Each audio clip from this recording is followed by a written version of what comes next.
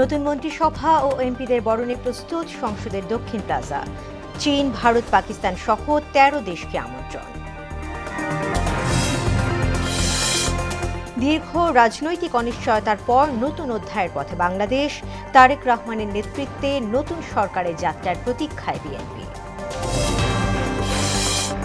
নবীন প্রবীণের সমন্বয়ে হচ্ছে বিএনপির নতুন মন্ত্রিসভা।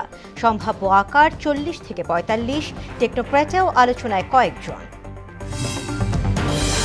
এবং ভোট আয়োজনে প্রত্যাশার চেয়ে বেশি সফল কমিশন, বললেন ইসি আনোয়ারুল। ৩২ আসনে ভোট পুনর্গণনার দাবি ১১ দলীয় জোটে।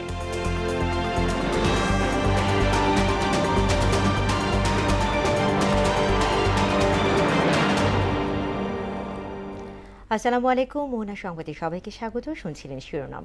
পুরো সংবাদে আছি আমি তাসমিনা সেরিন। এবারে পুরো সংবাদ। মঙ্গলবার নবনির্বাচিত সংসদ সদস্য এবং নতুন মন্ত্রিসভার শপথ অনুষ্ঠিত হবে। ওই দিন সকাল ১০টায় সংসদ ভবনের দক্ষিণ প্লাজায় সংসদ সদস্যদের শপথ পড়াবেন সিইসি এএমএম নাসিরুদ্দিন। এছাড়া মন্ত্রী পরিষদের শপথ হবে বিকেল ৪টায়। দুপুরে সচিবালয়ে এসব তথ্য জানান আইন উপদেষ্টা আসিফ নজরুল। বিএনপির প্রয়াত চেয়ারপারসন বেগম খালেদা জিয়া এবং শহীদ শরীফ ওসমান হাদির জানাজায় স্মৃতি বিজড়িত স্থান সংসদ ভবনের দক্ষিণ প্লাজাকে শপথের জন্য নির্ধারণ করা হয়েছে বলেও জানান উপদেষ্টা। সংসদ মঙ্গলবার দিন সকাল ১০টার সময় সংসদ সদস্যদের শপথ হচ্ছে। খুব সম্ভবত যেরকম পরিস্থিতি আমি ধারণা করছি যেটা প্রধান নির্বাচন কমিশনার করাবেন।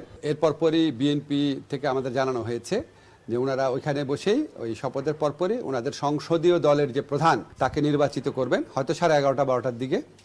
আর বিকাল ৪টায় সাউথ প্লাজাতে শপথ অনুষ্ঠান হবে মন্ত্রিসভার। নতুন মন্ত্রিসভার শপথ বিষয়ে আরও জানাতে সংসদ ভবনের সামনে থেকে যুক্ত হচ্ছেন সহকর্মী নাজমুল ইসলাম। নাজমুল, নবনির্বাচিত সংসদ সদস্য এবং নতুন মন্ত্রিসভার শপথকে ঘিরে সার্বিক প্রস্তুতির বিষয়ে নতুন কি তথ্য আছে আপনার কাছে, আমাদেরকে জানাবেন।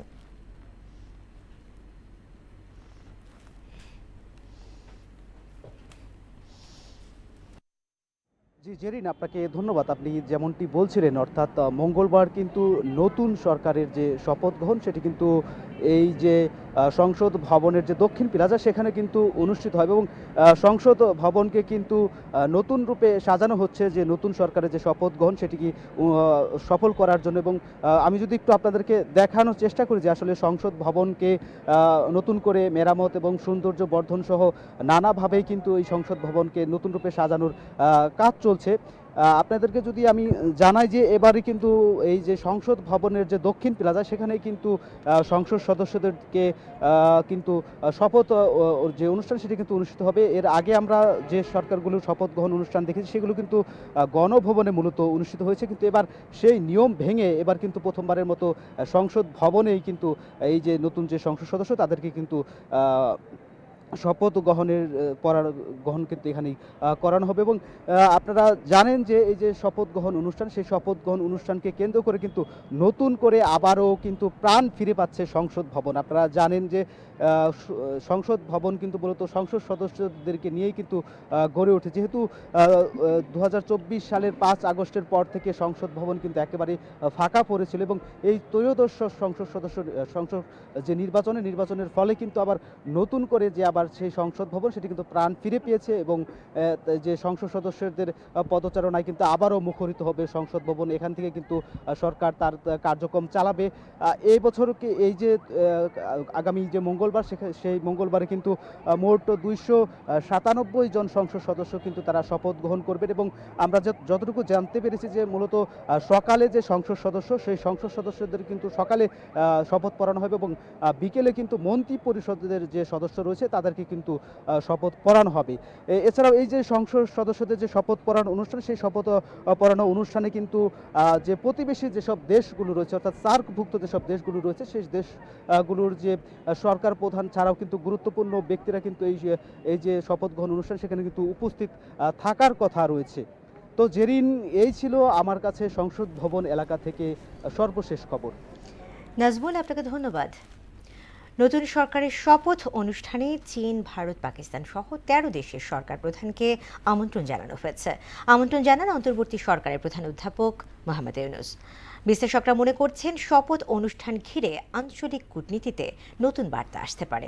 আরও জানাচ্ছেন প্রিয়াঙ্কা নিতু। ত্রয়োদশ জাতীয় নির্বাচনে নিরঙ্কুশ সংখ্যাগরিষ্ঠতা পাওয়ার পর মঙ্গলবার নতুন সরকার গঠন করতে যাচ্ছে বিএনপি। শপথ অনুষ্ঠানে অংশ নিতে ১৩ দেশের সরকার প্রধানকে আমন্ত্রণ জানিয়েছে অন্তর্বর্তী সরকারের প্রধান উপদেষ্টা ডক্টর মোহাম্মদ ইউনূস। আমন্ত্রিত দেশের তালিকায় রয়েছে ভারত, চীন, সৌদি আরব, পাকিস্তান, তুরস্ক, সংযুক্ত আরব আমিরাত, কাতার, মালয়েশিয়া, ব্রুনাই, শ্রীলঙ্কা, নেপাল, মালদ্বীপ ও ভুটান। ভারতের প্রধানমন্ত্রী নরেন্দ্র মোদীকে আমন্ত্রণ জানানো হলেও একই দিনে ইমানুয়েল ম্যাক্রোর সঙ্গে পূর্ব নির্ধারিত কর্মসূচি থাকায় তার উপস্থিতির সম্ভাবনা কম। পরবর্তীতে ভারতের পররাষ্ট্রমন্ত্রী এস জয়শঙ্কর অথবা ভাইস প্রেসিডেন্ট সিপি রাধাকৃষ্ণ অনুষ্ঠানে অংশ নিতে পারেন। যদিও ভূমিধস জয়ের পর বিএনপি এবং দলীয় প্রধান তারেক রহমানকে অভিনন্দন জানিয়েছেন নরেন্দ্র মোদী। বিশ্লেষকদের মতে বিএনপি নেতৃত্বাধীন নতুন সরকারের শপথ অনুষ্ঠানে ভারতের অংশগ্রহণ দুই দেশের ভবিষ্যৎ সম্পর্কের দিক নির্দেশনা দিতে গুরুত্বপূর্ণ ভূমিকা রাখবে। প্রিয়াঙ্কা নিতু, মোহনা সংবাদ। জামায়াতে ইসলামীর আমির শফিকুর রহমান এবং এনসিপি আহ্বায়ক নাহিদ ইসলামের বাসায় যাচ্ছেন বিএনপি চেয়ারম্যান তারেক রহমান। বিএনপির মিডিয়া শাখা থেকে জানানো হয় সন্ধ্যায় প্রথমে জামায়াত আমির এবং পরে নাহিদের বাসায় যাবেন তারেক রহমান। ত্রয়োদশ জাতীয় সংসদ নির্বাচনে বড় জয়ের পর সরকার গঠন করতে যাচ্ছে বিএনপি। দ্রুত নতুন সংসদ সদস্যরা শপথ নিতে পারেন বলে এতে জানানো হয়। এর আগেই সংসদে বিরোধী দলের আসনে বসতে যাওয়া জামায়াত এবং এনসিপির শীর্ষ নেতাদের সঙ্গে বাসায় গিয়ে দেখা করবেন বিএনপি চেয়ারম্যান। দর্শক, এ বিষয়ে আরও জানাতে বসুন্ধরা জামায়াত ইসলামের আমিরের বাসা থেকে যুক্ত হচ্ছেন সহকর্মী তানজিদ ভুঁইয়া। তানজিদ, তারেক রহমানের আগমন নিয়ে সর্বশেষ কি খবর আছে আপনার কাছে, আমাদেরকে জানাবেন।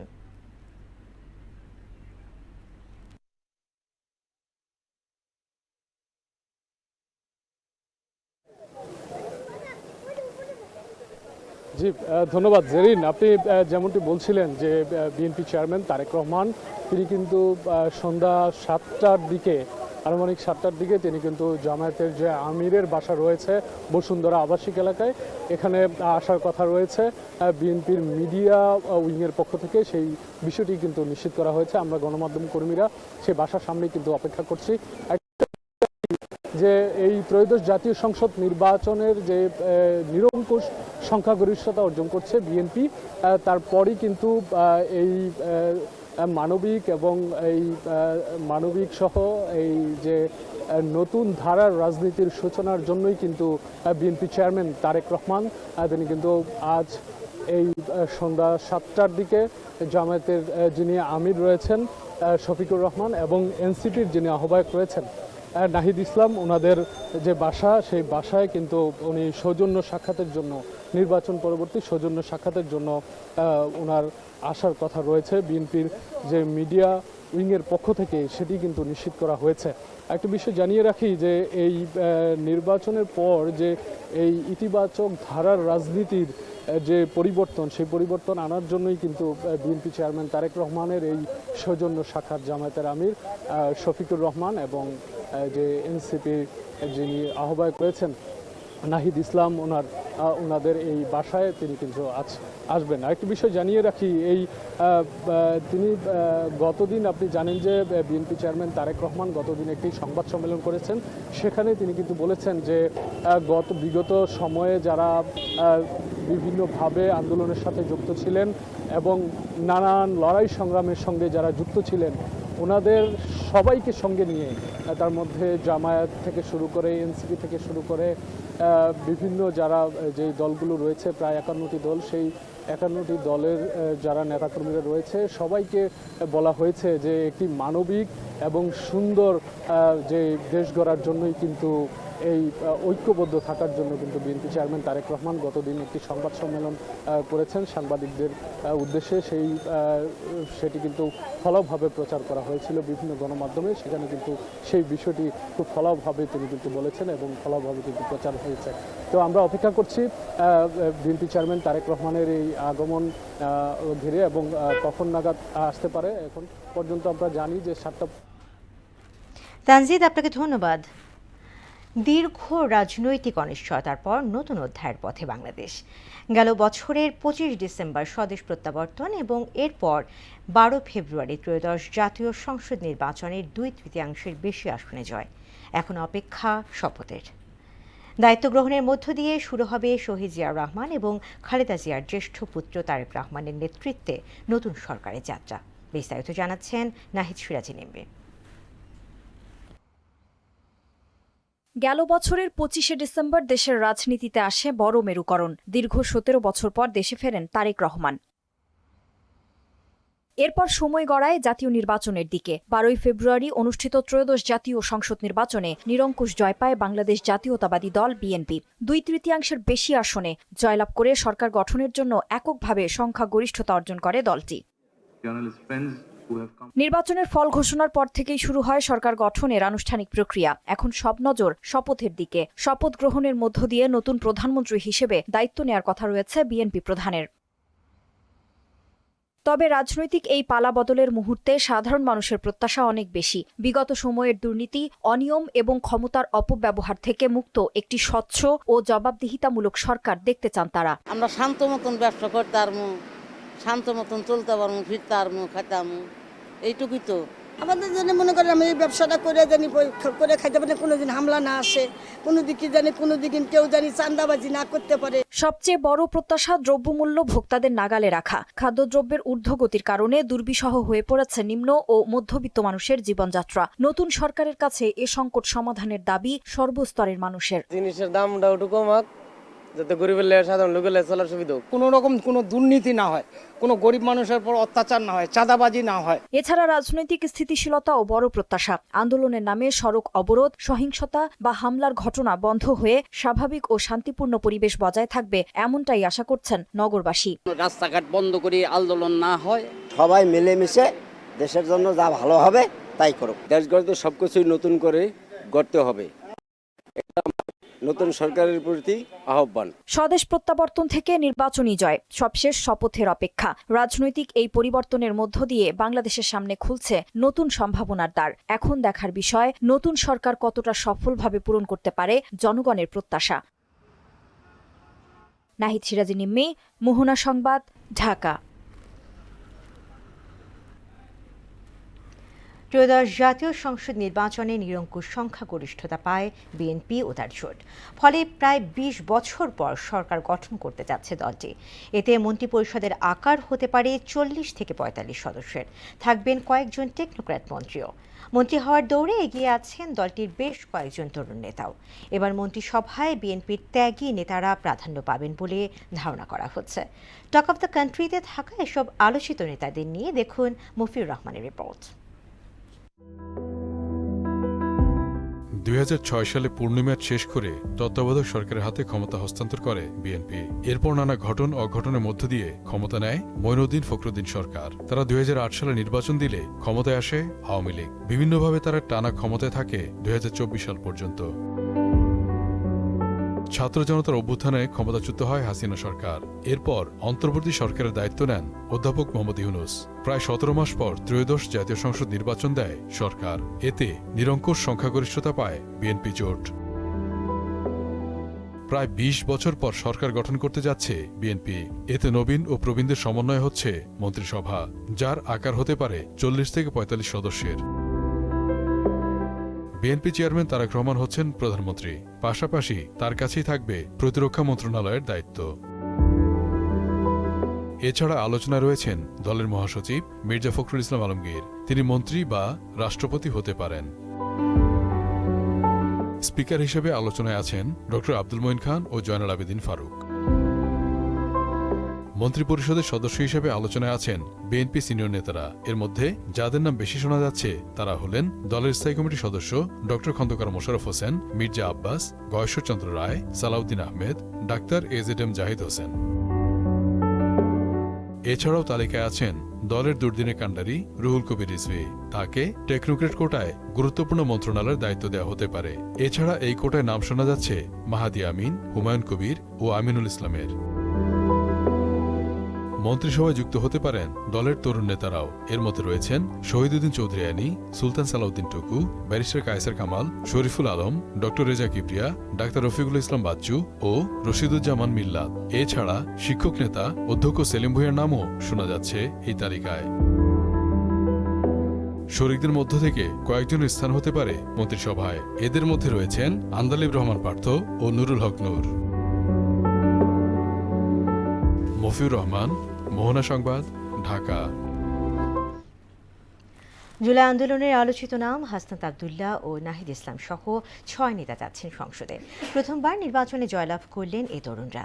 জুলাই আন্দোলনের পর গঠিত দলটির নেতাদের দাবি, দলের সাফল্য জাতীয় রাজনীতিতে নতুন মেরুকরণের ইঙ্গিত দিচ্ছে।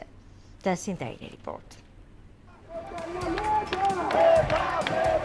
জুলাই গণ অভ্যুত্থানের পরে গড়ে ওঠা রাজনৈতিক দল জাতীয় নাগরিক পার্টি এনসিপির 6 নেতা এমপি হিসেবে নির্বাচিত হয়েছেন। এই 6 জন এবারের জাতীয় সংসদে দলটির প্রতিনিধিত্ব করবে। 1 বছর হওয়ার আগেই সংসদে বসতে যাচ্ছেন দলটির নেতাকর্মীরা। একমাত্র সাধারণ মানুষই হবে ক্ষমতার সর্বময় উৎস। অন্তর্বর্তী সরকারের উপদেষ্টা হয়েছিলেন জুলাই আন্দোলনের অন্যতম নায়ক নাহিদ ইসলাম। সরকার থেকে বের হয়ে গঠন করেন দল জাতীয় নাগরিক পার্টি এনসিপির আহ্বায়ক তিনি। এবার জাতীয় নির্বাচনে ঢাকা 11 আসনে প্রতিদ্বন্দ্বী বিএনপির এম.এ. কাইয়ুমকে হারিয়ে চমক দেখিয়েছেন এই তরুণ নেতা। রংপুর 4 আসনে জয়ের হাসি হাসলেন দলটির সদস্য সচিব আক্তার হোসেন। তার সাফল্যে এলাকায় আনন্দ উল্লাস করেছেন সমর্থকরা।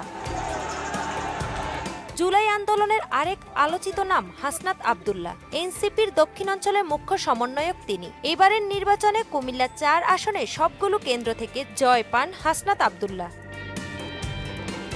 নোয়াখালী 6 আসনে জয় পেয়েছেন এনসিপির আরেক নেতা হান্নান মাসুদ। শাপলাকলি প্রতীকে বিএনপির প্রার্থীকে টপকিয়ে বিজয়ী হন তিনি। কুড়িগ্রাম 2 আসনে 11 দলীয় জোটের প্রার্থী হিসেবে বিজয়ী হয়েছেন এনসিপির ডক্টর আতিক মুজাহিদ। এবারই প্রথম সংসদ সদস্য হিসেবে নির্বাচিত হয়েছেন নারায়ণগঞ্জ 4 আসনের এনসিপির প্রার্থী আব্দুল্লাহ আল আমিন। দেশের তরুণ প্রজন্মের হাত ধরে গড়ে ওঠা এই দলের সাফল্য জাতীয় রাজনীতিতে নতুন মেরুকরণের ইঙ্গিত দিচ্ছে, দাবি নেতাদের। তাহসিন তারিন, মোহনা সংবাদ। ভোটে প্রত্যাশার চেয়ে নির্বাচন কমিশন বেশি সফলতা অর্জন করেছে বলে জানিয়েছেন ইসি আনোয়ারুল ইসলাম সরকার। বিকেলে নির্বাচন ভবনে নিজ দপ্তরে সাংবাদিকদের প্রশ্নের জবাবে কথা জানান তিনি। আর কমিশনে এসে নির্বাচনে 32টি আসনে ভোট পুনর্গণনার দাবি জানিয়েছে 11 দলীয় জোট। বিরোধী দলীয় নেতাকর্মীদের ওপর হামলার ঘটনায় সোমবার বিক্ষোভ সমাবেশ ডেকেছে 11 দলীয় ঐক্য। এমআর আসাদের রিপোর্ট। রোববার নির্বাচন ভবনে কমিশনের কাছে 32টি আসনে ভোটের কারচুপির অভিযোগ নিয়ে সাক্ষাৎ করে 11 দলীয় ঐক্যের প্রতিনিধিরা। এ সময় কমিশনের সামনে কারচুপি নিয়ে নানা তথ্যপাত্র তুলে ধরেন তারা। কিছু কিছু কেন্দ্রে যে ভোট কাস্ট হয়েছে 4টা 20-এর মধ্যে যে রেজাল্টটা রেকর্ড আমরা পেয়েছি, পরে পূর্ণাঙ্গ রেজাল্ট হওয়ার পরে দেখা যাচ্ছে সেই সেম কেন্দ্রে অস্বাভাবিকভাবে ভোট কাস্টিং দেখানো হয়েছে। তাইলে এখানে ব্যালট অতিরিক্ত ব্যবহার, এক্সট্রা ব্যালট ব্যবহার হয়েছে কিনা এটা প্রশ্ন থেকে গেল। 32টি আসনে ভোট পুনর্গণনার দাবি জানান জোটের সমন্বয়ক হামিদুর রহমান আজাদ। একই সাথে সোমবার বিক্ষোভ সমাবেশের ঘোষণা দেন তিনি। শপথের ব্যাপারে পজিটিভ সিদ্ধান্ত নিয়েছি, আমরা শপথ গ্রহণ করব, পার্লামেন্টেও যাব, আমরা গঠনমূলক ভূমিকা পার্লামেন্টে রাখব এবং আমাদের জন্য রাজপথও খোলা থাকবে। এদিকে নিজ দফতরে ইসি আনোয়ারুল ইসলাম সরকার জানান আদালতের সিদ্ধান্ত পেলে ভোট পুনর্গণনার সিদ্ধান্ত নেবে ইসি। আইন তাদেরকে এই সুযোগ দিয়েছে যে যদি নির্বাচন সংশ্লিষ্ট কোনো অভিযোগ থাকে সেটা থাকতেই পারে, তারা সেটি যদি মাননীয় হাইকোর্টে যদি শরণাপন্ন হন সেই অনুযায়ী সিদ্ধান্ত পাবেন তারা। ত্রয়োদশ জাতীয় সংসদ নির্বাচন ও গণভোট প্রত্যাশার চেয়ে সফল বলেও দাবি করেন তিনি। এত সুন্দর একটি নির্বাচন মহান আল্লাহ সরাসরি আমাদেরকে সহায়তা করার কারণেই এটি সম্ভব হয়েছে। MR আসাদ, মোহনা সংবাদ, ঢাকা। আমরা রমজান আসার আগেই বাজারে বাড়তে শুরু করেছে নিত্যপণ্যের দাম। বিভিন্ন ধরনের সবজি থেকে শুরু করে রমজানের আনুষঙ্গিক খাদ্যপণ্যের দাম চড়া। আসছে নতুন সরকারের কাছে বাজার তদারকি সহ নিত্যপণ্যের দাম সাধারণ মানুষের নাগালের মধ্যে রাখার দাবি ক্রেতাদের। আরও জানাচ্ছেন মুদাসির আলী। পবিত্র রমজান মাস আসতে আর মাত্র কয়েকদিন বাকি। এর মধ্যেই বাড়তে শুরু করেছে নিত্যপণ্যের দাম। বিশেষ করে শসা, লেবু, সয়াবিন তেলের দাম যেন একটু বেশি বাড়তি। শসা প্রতি কেজি এবং লেবুর হালি প্রতি ৮০ থেকে ১০০ টাকায় বিক্রি হচ্ছে। এছাড়াও মটরশুঁটি, সিমের দামও বাড়তি। তবে ফুলকপির দাম স্থিতিশীল রয়েছে। কাঁচামরিচের দাম কিছুটা কমেছে। কাঁচামরিচ আজকে হলো ১৪০ আর হলো ১২০, আর কালকে ছিল ২০০ টাকা কেজি। লেবু আলি আমাদের এলাকায় ৪০ টাকা নিচ্ছে, এখন ৮০ টাকা আলি চেতেছে। দ্রব্যমূল্যের অনেক দাম, এই যে লাউ চাচ্ছে আপনার ১০০ টাকা করে। সামনে রমজান উপলক্ষে যদি এত ঊর্ধ্বগতির দাম থাকে, সাধারণ জনগণ তো কোনো নাগালের বাহিরে। ঊর্ধ্বমুখী বাজার দর নিয়ে নাভিশ্বাস সাধারণ মানুষের। বাজার নজরদারির তাগিদ দেন তারা। রমজান মাসে আমরা বুঝি যে সবকিছুর দাম একটু স্বাভাবিক হওয়া উচিত, কিন্তু আমার কাছে মনে হচ্ছে রোজার ৫ দিন আগেই দাম অতিরিক্ত হয়ে গেছে। তাদের তো এটাই লক্ষ্য থাকতে হবে যে যাতে জিনিসপত্রের নাম নিয়ন্ত্রণে থাকে, মানুষ যাতে অত্যন্ত সুন্দরভাবে জীবনযাপন করতে পারে। নতুন সরকারের কাছে প্রত্যাশা যে বাজারটা যেন এই রমজান উপলক্ষে ভ্রাম্যমাণ আদালত বসায় যেন বাজারটা স্থিতিশীল করা দরকার। রমজানকে ঘিরে বাড়তি খেজুরের দাম, তবে ছোলার দাম এখনো বাড়েনি। ছোলা গত গেছে বছর আমরা যেটা বিক্রি করছি ১৩০ টাকা, এই বছর এটা ৯০ টাকা। এটি ৫০০ নিচে ছিল, এখন হচ্ছে ৬৫০ টাকা, মানে রোজা আসার সাথে সাথে বেড়ে গেছে। এদিকে মুরগির মাংসের দামও চড়া। কক মুরগি ৩২০, লেয়ার ৩৩০ এবং ব্রয়লার বিক্রি হচ্ছে কেজি প্রতি ২০০ টাকা করে। অন্যদিকে গরুর মাংস ৭৮০ এবং খাসি কেজি প্রতি বিক্রি হচ্ছে ১২৫০ থেকে ১৩০০ টাকার মধ্যে। মুদাসসির আলী, মোহনা সংবাদ, ঢাকা। আন্তর্জাতিক। পাকিস্তানের সিন্ধু প্রদেশের খড়গপুর জেলার টন্ডুমস্তি এলাকায় জাতীয় মহাসড়কে একটি যাত্রীবাহী কোচের সঙ্গে ভারী কংক্রিট গার্ডার বহনকারী ট্রেইলারের সংঘর্ষে অন্তত ১১ জন নিহত হয়েছেন। রোববার ভোরে এই দুর্ঘটনা ঘটে। নিহতদের মধ্যে ৯ জন যাত্রী, বাস চালক ও কন্ডাক্টর রয়েছেন বলে জানান উদ্ধারকারীরা। দুর্ঘটনায় শিকার বাসটি পাঞ্জাব থেকে করাচি যাচ্ছিল। নিহতদের মরদেহ নেওয়া হয়েছে খড়গপুর সিভিল হাসপাতালে। আহত ১০ জন চিকিৎসাধীন রয়েছে। শেষ করব মোহনা সংবাদ, যাবার আগে শিরোনামগুলো আরও একবার।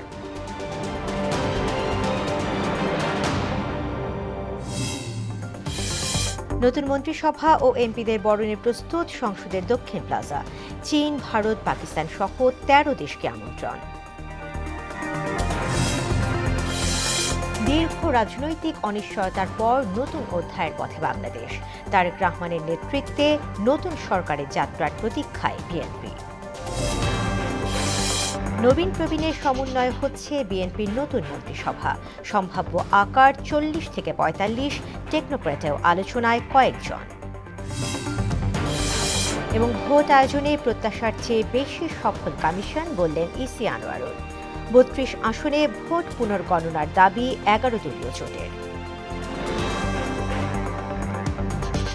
দর্শক, এই ছিল মোহনা সংবাদে। পরবর্তী সংবাদ রাত ৯টায়। এর আগে সন্ধ্যা ৭টায় দেখবেন সংবাদ এক নজরে। এছাড়া মোহনার সবশেষ খবর জানতে ভিজিট করুন www.mohana.tv। সংবাদ দেখতে পারেন আমাদের ফেসবুক পেজ ও ইউটিউবেও। এতক্ষণ সঙ্গে থাকার জন্য ধন্যবাদ।